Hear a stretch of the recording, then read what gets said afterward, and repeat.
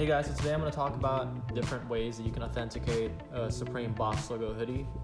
This kind of goes for most of them, but it seems that a lot of fakes are being circulated, and different things that you can check to see if yours is a fake, or before you buy something, just make sure, like little things that you can look out for to make sure you don't get ripped off. Today we're going to talk about the logo itself, the pattern on the sweater, the neck tags, and on the inside as well. First thing that I'm going to talk about is the box logo itself. Make sure the lettering is straight across. Grab a ruler and put it underneath and make sure that they all match up. A lot of the fake ones looks a little bit off, like this curve right here is a little bit more vertical, and the E kind of goes up by a millimeter, like it doesn't match the bottom of the letters. Like the E is a little bit more up top.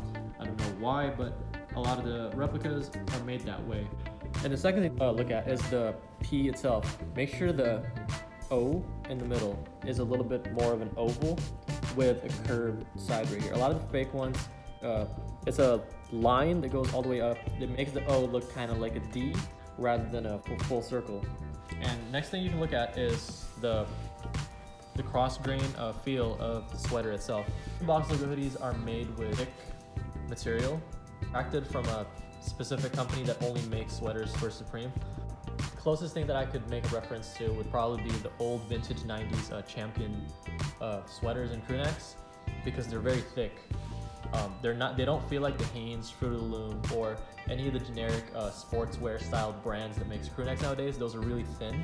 These ones are very thick. And for the heather gray specifically, the pattern of the gray mixed with a white blend or whatever, it descends vertically rather than across. A lot of crew necks, they don't have that pattern that I'm talking about. I don't know what I'm talking about exactly, but if you look at it, it kind of looks like a bunch of lines that goes from top to bottom. Oh, and one thing I forgot to talk about is box logo itself. The threading pattern, they all descend diagonally very neatly all the way across. Fake ones, they have more of a zigzag style that goes across, which makes it look kind of off. But from afar, you can't really tell. So whenever you buy something, make sure you ask them to zoom in if they didn't provide it already, because a lot of it really lies just from looking at the box logo itself. Another thing that you can look at, and is also a big giveaway, is this rib pattern on the bottom, on the side. It's a rib pattern on the side of the sweater, on the rib cage area, all the way down to the bottom. They have this stretchy material that they have in all their hoodies. For the next part, we're going to talk about the neck tag. And the neck tag is very notorious for having a lot of flaws in most of the replicas. But the first thing is, if these two overlap each other, then it's a fake. It's an obvious giveaway, because these are supposed to have a little gap in between and should not overlap each other. Next thing is, mine is a 2011 edition, so it doesn't have the registered trademark sign yet, because it's an older box logo, the heather gray. The next time it dropped, I believe, was in 2016. I'm not entirely sure, but mine is an older one. Next thing that you can look at is make sure the bottom of this Made in Canada tag lines up with the top of the letters. Because sometimes they make these a little bit too long and they make this one a little bit too short, so it doesn't match. But make sure it lines up with the top here perfectly across. Next thing we're going to talk about is the care tag. Now, the 2011 and older care tags, they don't loop around the back. They just cut right off the top. The newer ones, they loop in, I believe, and then they stitch it.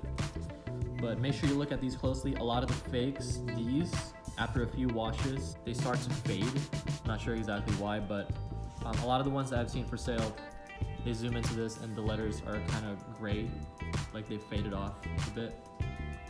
And yeah, make sure it's exactly like this, and make sure the stitching in the top also is even and not kind of crooked, because a lot of the ones that I've seen that are fake, it's not cut perfectly even, so it looks kind of off.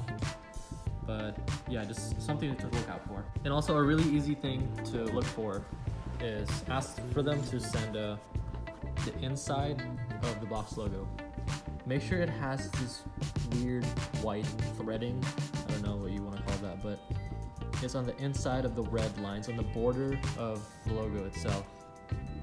As you can see, it has it all the way around. A lot of the fake ones don't.